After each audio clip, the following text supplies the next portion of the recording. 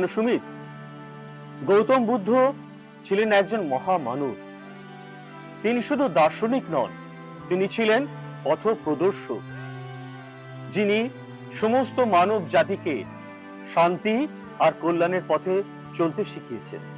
প্রায় 2500 বছর আগে গৌতম বুদ্ধ যখন কপিলাবস্তুতে জন্মেছিলেন, সেই সময় ছিল একটা ভয়ঙ্কর পরিস্থিতি।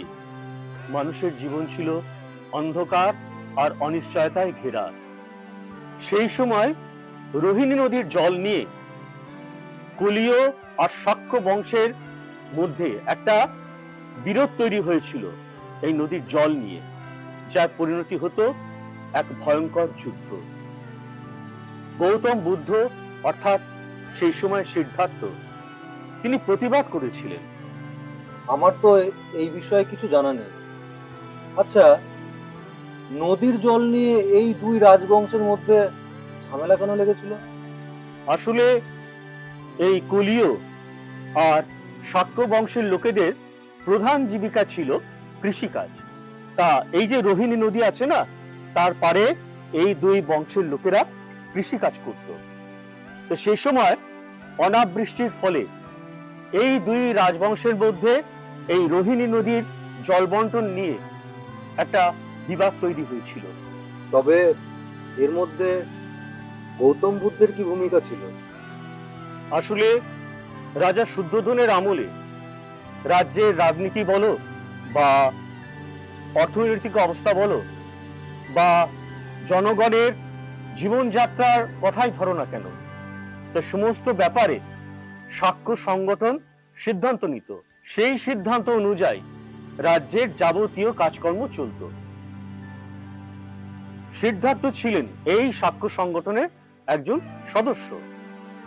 তো যখন এই রোহিণীর জল নিয়ে দুই দেশের মধ্যে বিবাদ উপস্থিত হলো, তখন এই শাক্য সংগঠন সিদ্ধান্ত নিল যে যুদ্ধ করতেই হবে, যুদ্ধ ছাড়া কোনো বিকল্প রাস্তা নেই।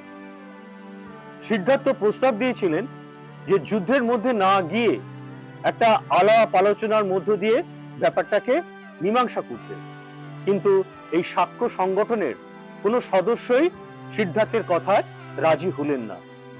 ফলে এই শাক্য সংগঠনের মেম্বাররা অর্থাৎ সদস্যরা সিদ্ধান্ত নিল যে সিদ্ধার্থের সামনে দুটো পথ খোলা আছে। এক, তাকে এই যুদ্ধে অংশগ্রহণ করতে হবে, নতুবা তাকে কপিলাবস্তু পরিত্যাগ করে চিরদিনের মতো চলে যেতে হবে। আচ্ছা, আমি তো জানি গৌতম বুদ্ধ জরা, ব্যাধি, মৃত্যু এইসব দেখে গৃহত্যাগ করেছিলেন। যদিও ইতিহাস সেই কথাই বলে, কিন্তু একটা জিনিস চিন্তা করো তো, যে ছোটবেলায় সিদ্ধার্থ যাদের দেখেছিলেন, মানে তারা তার পরিবারের মধ্যেই হোক বা পরিবারের বাইরেই হোক না কেন, তাদের হয়তো তখন দেখেছেন সেই ব্যক্তিরা যৌবন অবস্থায় রয়েছেন। সিদ্ধার্থ একসময় বড় হলেন, তারও যৌবন অবস্থা এলো। আবার চিন্তা করো তো, যে সেই ব্যক্তিরা তখনও কি সেই যৌবন অবস্থায় ছিলেন, না তাদেরও প্রকৃতির নিয়মে এসেছিল জরা, ব্যাধি, এমনকি মৃত্যুর ক্ষেত্রেও কিন্তু সেই একই কথা। তাহলে দেখো যে গৌতম বুদ্ধ হঠাৎ রাস্তায় বেরিয়ে এই জরা, ব্যাধি, মৃত্যু দেখলেন আর তিনি গৃহত্যাগ করে চলে গেলেন, এটা আমার মনে হয় সঠিক নয়।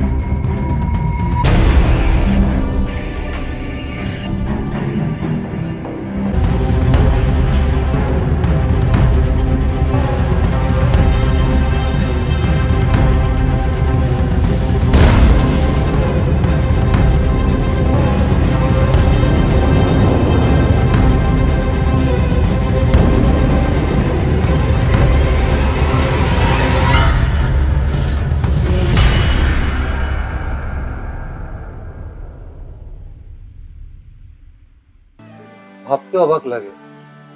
মানুষের কল্যাণের জন্য যে গৌতম বুদ্ধ নিজের এত বড় আত্মত্যাগ করেছিলেন, অথচ তার ব্যাপারে আমরা সেইভাবে কিছুই জানি না। আসলে কি জানো, যে আমাদেরকে ভারতবর্ষের প্রকৃত ইতিহাসকেই জানতেই দেওয়া হয় না। যদি সেইভাবে আমাদের প্রকৃত শিক্ষায় শিক্ষিত করা হতো, তাহলে কিন্তু মানুষ এই অশিক্ষার অন্ধকারে ডুবে যেত না। কিন্তু কিছু মানুষ তো আছে যারা মানুষকে এর থেকে বেরিয়ে আসার জন্য চেষ্টা চালিয়ে যাচ্ছেন। আসলে এইসব মানুষদের সংখ্যাটা এতটাই কম যে হাজার চেষ্টা করলেও মানুষদের আর্থিক উন্নতির কোনো রকম পরিস্থিতি তৈরি হচ্ছে না। তারা সেই অন্ধকারের মধ্যেই বাস করছে, অশিক্ষার অন্ধকার।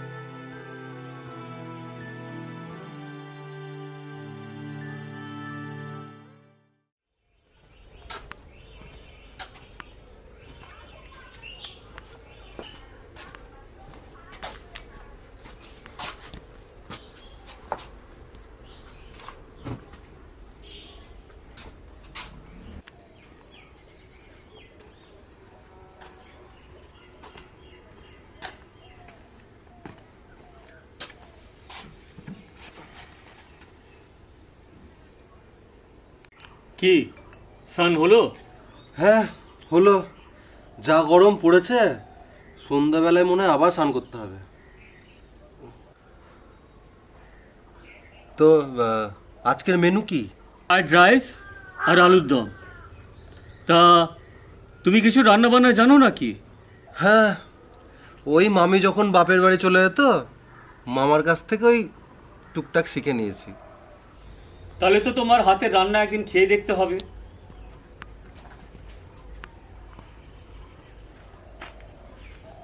আরে মনোজ, তারপর বল কি খবর? তুই চেয়ারটা টেনে এখানে বস। ভালোই আছি। আপনি কেমন আছেন? ভালো।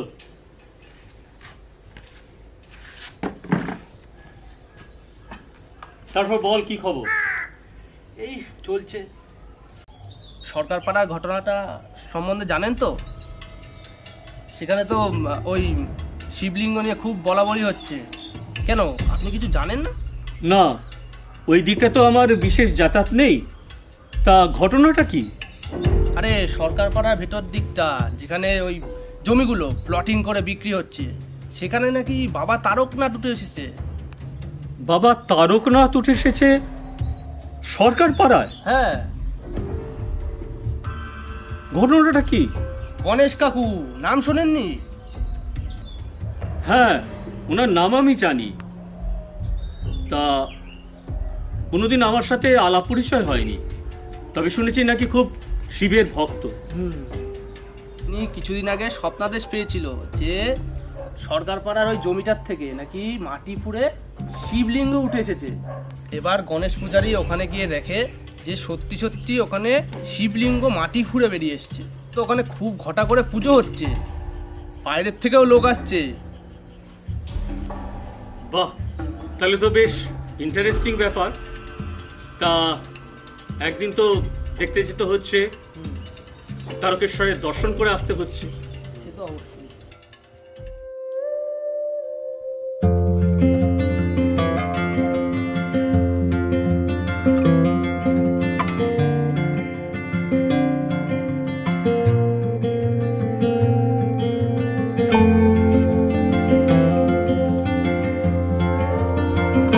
জয় বাবা ভোলেনাথ। শিল শিল শিলের বাটন, শিলের ঝড় ঝরে, স্বর্গ থেকে গৌরী এসে কিসের মতো করে, আকন্দ বিল্লপত্র তোলা গঙ্গার জল, তাই পেয়ে তুষ্ট হন ভোলা মাহেশ্বর। ওম শিবায় নমঃ, ওম শিবায় নমঃ, ওম শিবায় নমঃ।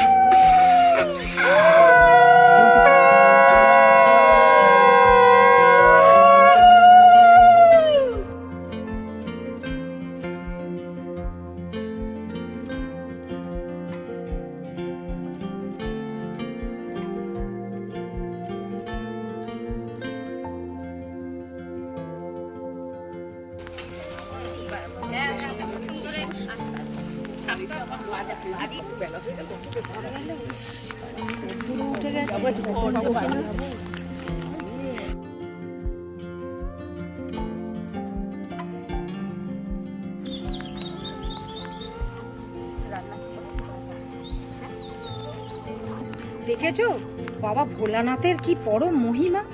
সেই তারকেশ্বর থেকে আজকে আমাদের এই চণ্ডীপুর গ্রামে নিজে নিজে উঠেছে। শুনেছি নাকি ওই গণেশরাই বাবা ভোলানাথের খুব ভক্ত, আর উপরে ওই নিষ্ঠাবান ব্রাহ্মণ। ওই রকম ভক্তের ডাকে বাবা ভোলানাথ কি সাড়া না দিয়ে পারে? ঠিকই তো, তাই ঠিকই তো। হ্যাঁ তো দিদি, আমি প্রতি সোমবার বাবা ভোলানাথের মাথায় জল ঢেলে তবে আমি খাই। হ্যাঁ তো আজকালকার ছেলেমেয়েরা একদম ঠাকুর মানতেই চায়, সেজন্য ওদের কোনো উন্নতি নেই, না পড়াশোনায় ভালো, না চাকরি বাকরি পাচ্ছে, একদম অবস্থা খারাপ। ঠিক বলেছো, ঠিক। হ্যাঁ, সেই জন্যই তো আমি ঠিক করেছি এখানে মন্দির তৈরি করার জন্য 5,000 টাকা ডোনেশন দেবো আমি, যাতে মন্দিরটা ভালোভাবে তৈরি হয়। হ্যাঁ, আমরাও দেব। এত বড় পুণ্যের কাজ কি কেউ ছেড়ে আমরা দেয়? ছেড়ে দেবো নাকি? আমরাও ঠাকুরের কাছে হ্যাঁ, সামনের সোমবার আসবে? হ্যাঁ, জল ঢাল। হ্যাঁ, পুজো দিতে আসবো তো, সামনের সোমবার দিনকে।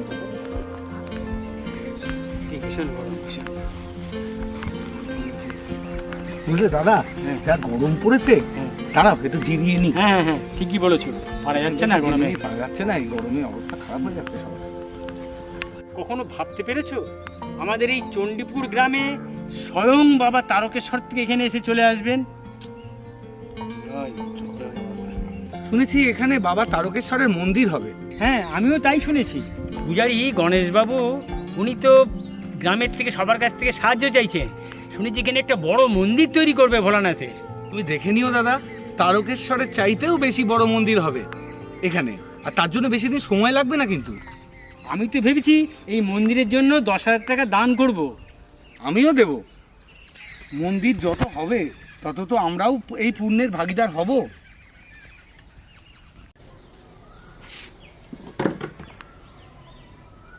বুঝেছো সুমিত, এই বাবা তারকেশ্বরের মাটি ফুঁড়ে বেরিয়ে আসার ব্যাপারটা আমার যেন কেমন সন্দেহ হচ্ছে। আমারও তাই মনে হচ্ছে। ওই গণেশ পূজারীর ভক্তির এত জোর যে বাবা তারকেশ্বর ছেড়ে এই গ্রামে উঠেছে। দেখো সুমিত, কিছুদিন না গেলে ব্যাপারটা ঠিক যেন পরিষ্কার হবে বলে আমার মনে হচ্ছে না। আচ্ছা, সত্যি কি ভগবান বলে কিছু নেই? এই যে মানুষ এত দেবী দেবতার পুজো করছে, দুর্গা, কালী, শিব, কৃষ্ণ, সে যে কোনোই দেবদেবী হোক না কেন, আবার আর এদের কাছে মানসিক করে ভালো ফলও পাচ্ছে। কোনটা যে মিথ্যে আর কোনটা যে সত্যি ভগবানই জানে।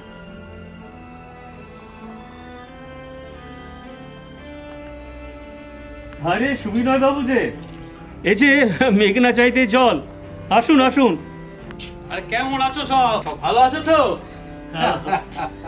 তুমি কেমন আছো? ভালো, আপনি? হ্যাঁ, ভালো চলছে। আরে আপনাদের এখানে শুনলাম বাবা তারকনাথ নাকি মাটি করে উঠে এসছে। আরে আমি তো বাবা তারকনাথকে দর্শন করবো বলে তাড়াতাড়ি ছুটে এলাম। হ্যাঁ, ভালোই করেছেন। যত দেখবেন তত জানবেন আর তত শিখবেন। তা একটু রেস্ট নিয়ে খাওয়া দাওয়া করে তারপর না হয় বেরোবেন। আরে ঘুম থেকে উঠেই তো দেখছি সমস্ত নিউজ চ্যানেলে, এমনকি খবরের কাগজে পর্যন্ত আপনাদের এই বাবা তারকনাথ উঠে এসছে এই খবর খালি প্রকাশ করছে। হ্যাঁ, এখন তো সমস্ত এই মিডিয়ার এই খবরগুলোই তো ছড়ানোর কাজ। তা এই খবরগুলো তো মানুষকে খুবই প্রভাবিত করে। হ্যাঁ ভালো হলে তো কোনো কথাই নেই, হ্যাঁ, আর মন্দ হলে সেখানেই যত সমস্যা হয়ে দাঁড়ায়। ঠিকই ঠিকই। আচ্ছা, সুমিতের মুখে শুনলাম যে আপনারা নাকি এই কাছে কোন বৌদ্ধ মন্দিরে গেছিলেন, তা সেখানে ওই বৌদ্ধ মন্দিরের সন্ন্যাসীদের বা ওখানকার মানুষদের সাথে কথা বলে আপনার কেমন মনে হলো? হ্যাঁ, ভালোই মনে হলো। তো একটা কথা কি জানেন, কি কথা? আমি তো সব ধর্মের মানুষের কথা বলবো না, আমি বলতে পারবো না। তবে এদেরকে দেখে আমার যেটা মনে হলো, এরা খুবই শান্তিপ্রিয় মানুষ। আসলে বৌদ্ধ ধর্ম তো মানুষকে শান্তির পথ দেখায়। ঠিক ঠিক ঠিক।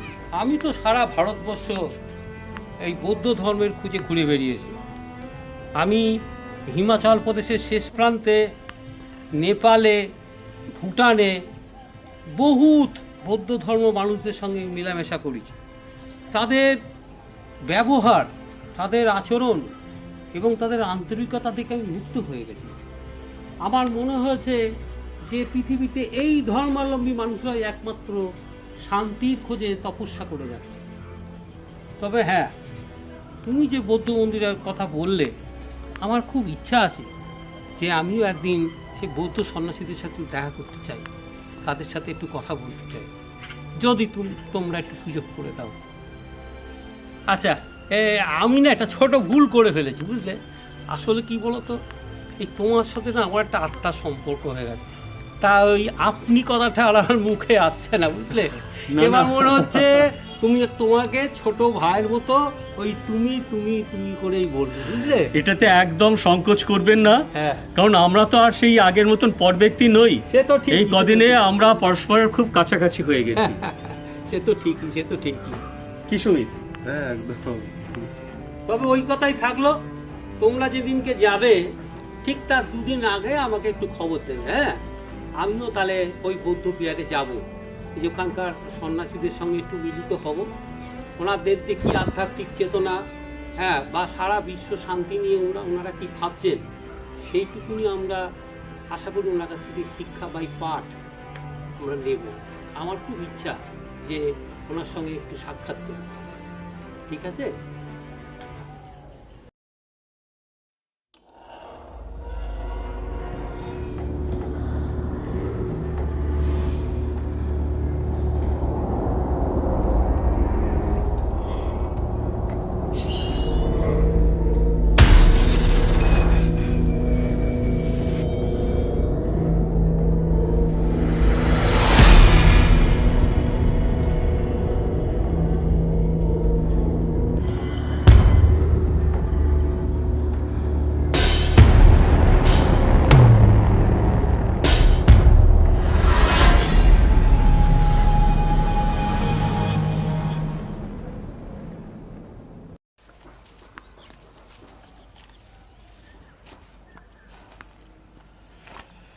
এই যে তপন। হ্যাঁ দাদা।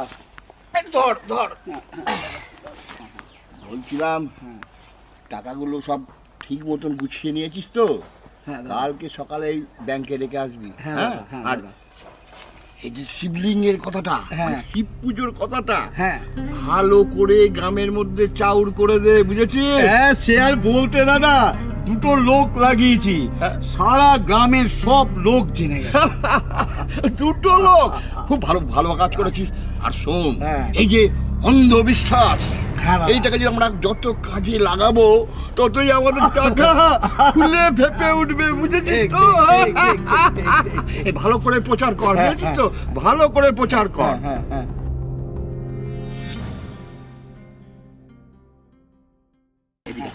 বলছি আজকে কত টাকা উঠলো? 25-30 হাজার টাকা দাদা। 25-30 হাজার? ব্যবসাটা কিন্তু ভালোই হচ্ছে।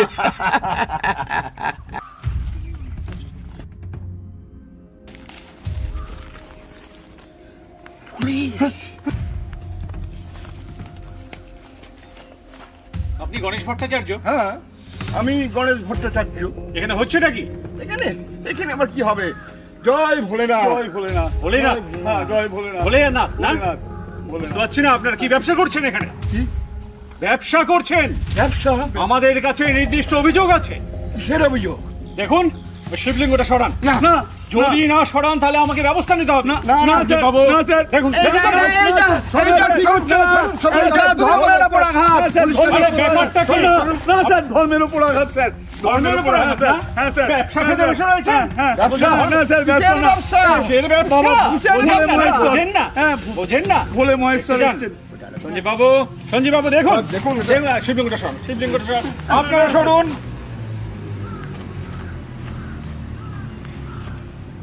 হ্যাঁ,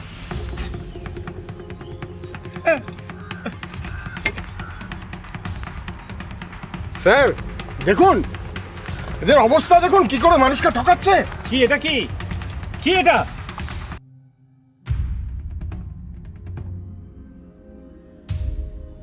কাকু শুনেছেন কাকু ওখানে কি অবস্থা? গণেশবাবুর ওখানে কোনো একটা ঝামেলা হয়েছে। আমি দেখলাম রাস্তার ওখানে পুলিশের গাড়ি দাঁড়িয়ে রয়েছে। কোনো একটা ঝামেলা নিশ্চয়ই হয়েছে। ওখানে যাচ্ছি, যাবেন নাকি? হ্যাঁ চল দেখে আসি। আচ্ছা।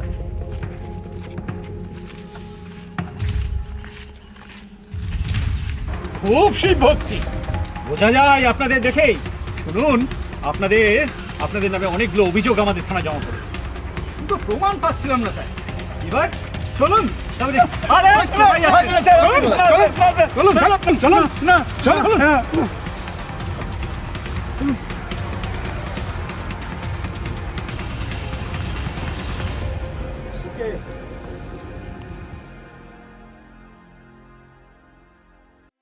আচ্ছা, গণেশ বাবু শিব ঠাকুরকে নিয়ে এরকম লোক ঠাকুরের ব্যবসা খুলবে, এটা কে ভাবতে পেরেছিল? বুঝলে সুমিতদা, এ হলো ধর্মের ব্যবসা। আজকাল মানুষকে এই ধর্ম এবং দেবতা নিয়ে যা কিছু বোঝাবে ওরা তাই বুঝে নেবে। আচ্ছা কাকু, পুলিশ ইন্সপেক্টর কিভাবে বুঝতে পারলো যে মাটির তলে ছোলা রেখে ছোলাকে ভিজিয়ে মাটির তল থেকে শিব ঠাকুরকে উঠানো যায়?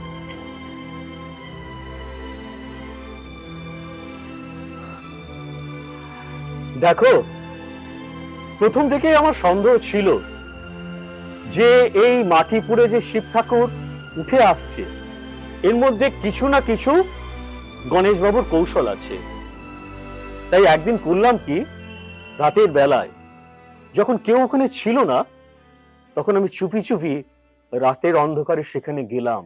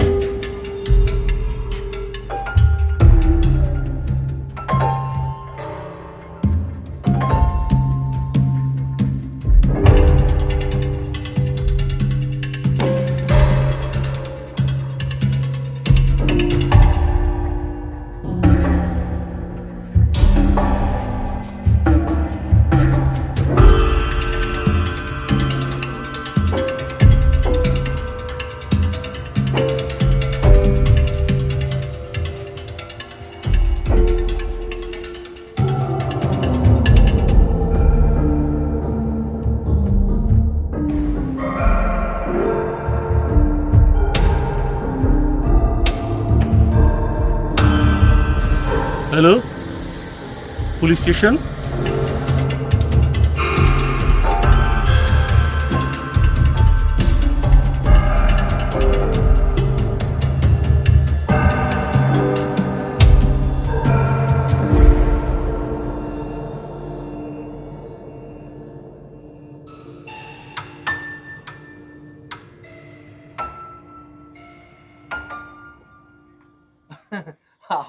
আপনি তো সেই গোয়েন্দার মতো কাজ করেছেন। দেখো, আমি যদি সবার মতো ওই মাটি ফুঁড়ে শিব ঠাকুরের বেরিয়ে আসার ব্যাপারটা যদি একেবারে বিশ্বাস করতাম তাহলে কিন্তু এই সত্যিটা সহজে বেরিয়ে আসতো না। আর ভেবে দেখো তো, মানুষ এই অন্ধবিশ্বাসের মধ্যে তারপর তার সঙ্গে কুসংস্কারের মধ্যে থেকে কত টাকা পয়সা এই গণেশ বাবুর মন্দির নির্মাণ করার জন্য ঢেলে দিয়েছে, আর যার ফলে এই গণেশ বাবুর ব্যাংক ব্যালেন্স একেবারে ফুলে ফেপে উঠেছে। এই গণেশ বাবু আর তার ভাই আর ওর সঙ্গে যে সমস্ত লোকজন ওকে সহায়তা করেছে, এতে তো জেল নিশ্চিত। কিন্তু একটা কথা তোমরা ভেবে দেখো তো, যে সারা ভারতবর্ষ জুড়ে, শুধু এইটা কিন্তু একটা ছোট্ট ঘটনা, সারা ভারতবর্ষ জুড়ে এইরকম কিছু অসাধু মানুষ এই মানুষের অন্ধভক্তি, অন্ধবিশ্বাসের সুযোগ নিয়ে ক্রমাগত তাদের ঠকিয়ে চলেছে। সুকমল, এই কি কোনো প্রতিকার হবে না? হ্যাঁ, আরে আমি তো ভেবে ভেবে কোনো কুল কিনারা করতে পারছি না, যেন অন্ধকারে আমি রাস্তা খুঁজে বেড়াচ্ছি। একমাত্র প্রকৃত শিক্ষাই মানুষকে সঠিক পথ দেখাতে পারে। এই অজ্ঞানতার অন্ধকারে ডুবে থাকা মানুষ কোনোদিনও কি পারবে তার মনের জ্ঞানের আলো ঝিলে সঠিক পথ খুঁজে নিতে? আমিও তোমার মতন ভেবে ভেবে কোনো পথ খুঁজে পাই না।